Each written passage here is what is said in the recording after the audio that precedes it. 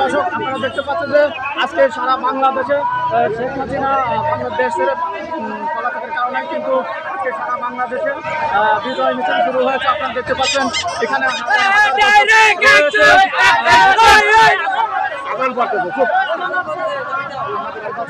এখানে কিন্তু বিজয় মিছিল শুরু হয়েছে সারা দেশেই। আমরা যেটা নিয়ে দীর্ঘদিন ধরে আমরা দেখেছি যে ছাত্র আন্দোলন ছাত্রদের উপর অমানবিকভাবে গুলি চালানোর কারণেই কিন্তু আজকে সারা দেশেই আমরা সেটা জানি কোটা বিরোধী যেই শুরু হয়ে যায় সেই ছাত্র আন্দোলন আজ সেইভাবেই হাসিনার পতন ডেকে এনেছে। আজকে সে বাংলাদেশ থেকে পদত্যাগ করেছে বাংলাদেশ প্রধানমন্ত্রী শেখ হাসিনা। আমরা এখানে দেখতে পাচ্ছি সব বিজয় মিছিলের জন্যই কিন্তু এখানে মানুষ আমরা দেখতে পাচ্ছি সব দিকেই উপস্থিত হয়েছে। দেখছেন যে এখানে রয়েছে।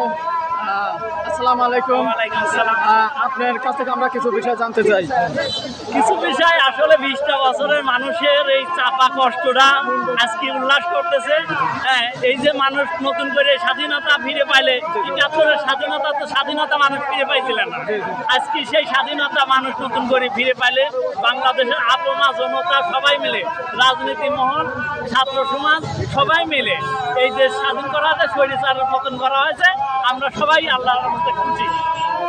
আপনি যাবৎ এই যে আপনি আছেন এই 20 বছরের মধ্যে কি রকম ভাবে নির্যাতিত হয়েছেন এই বিষয়ে? আমার তো এ পর্যন্ত প্রায় 21টার মতন মামলা। 21টা মামলা? হ্যাঁ, জেলও খাটেছি কয়েকবার। আল্লাহর রহমতে এদিক দিয়ে শক্ত আছে। আপনার নামটা জানতে পারি? আমার নাম মোহাম্মদ আব্দুল লিয়াকত। মোহাম্মদ আব্দুল লিয়াকত, ধন্যবাদ আপনাকে আমাদের সঙ্গে কথা বলার জন্য।